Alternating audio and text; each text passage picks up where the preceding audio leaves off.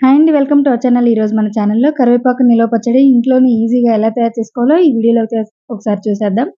ఇది చేసుకోవడం చాలా ఈజీ. టేస్ట్ కూడా చాలా బావుంటుంది. ఒకసారి అయితే ఖచ్చితంగా ట్రై చేయండి. కడాయిలో ఒక స్పూన్ వరకు ఆయిల్ వేడి చేసుకొని అది వేడెక్కిన తర్వాత ఒక స్పూన్ ధనియాలు, ఒక స్పూన్ జీలకర్ర వేసుకోవాలి. వీటితో పాటు ఎండుమిర్చిని 10-15 వరకు ముక్కలుగా కట్ చేసుకొని వేసుకోవాలి. కారం గల ఎండుమిర్చిని వేసుకోవాలి.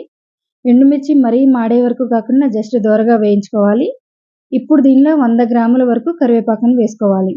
కరివేపాకుని కూడా జస్ట్ ఒకసారి నీరు పోయే వరకు వేయించుకోవాలి అంతే.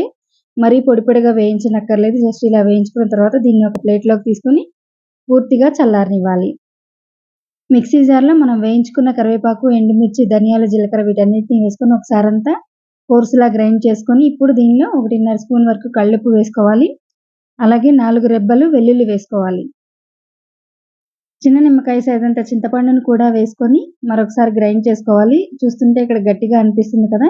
ఇప్పుడు దీనిలో కొద్దిగా వాటర్ యాడ్ చేసుకోవాలి. హాఫ్ గ్లాస్ వరకు వాటర్ యాడ్ చేసుకొని కొంచెం చాలా తక్కువ వరకు బెల్లం వేసి మరొకసారి మెత్తగా గ్రైండ్ చేసుకోవాలి.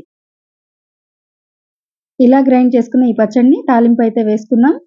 కడాయిలో ఒక హాఫ్ కప్ వరకు ఆయిల్ వేడి చేసుకోవాలి. ఇప్పుడు దీనిలో ఎండుమిర్చి ఒకటి వేసుకోవాలి. ముక్కలుగా కట్ చేసుకొని పోపు గింజలు వేసుకోవాలి. జీలకర్ర, ఆవాలు, మినపప్పు, శనగపప్పు అలాగే వెల్లుల్లి రెబ్బలను కూడా దంచి గుప్పెడు వరకు వేసుకోవాలి. అలాగే ఒక రెబ్బ కరివేపాకును కూడా వేసుకొని మనం ముందుగానే మిక్సీ వేసుకున్న కరివేపాకు పచ్చడిని వేసి ఒకసారి అంతా కలిసేలాగా కలుపుకోవాలి. ఈ పచ్చడిని ఏమాత్రం అడుగంటకుండా ఆయిల్ పైకి తేలే వరకు ఇలా కదుపుతూనే ఉండాలి. ఆయిల్ పైకి తేలిందంటే పచ్చడి రెడీ అయిపోయినట్టే. ఇదైతే 1 మంత్ పాటు నిల్వ ఉంటుంది. బయట పెట్టుకున్నా కూడా ఏమి ఇబ్బంది ఉండదు మీకు.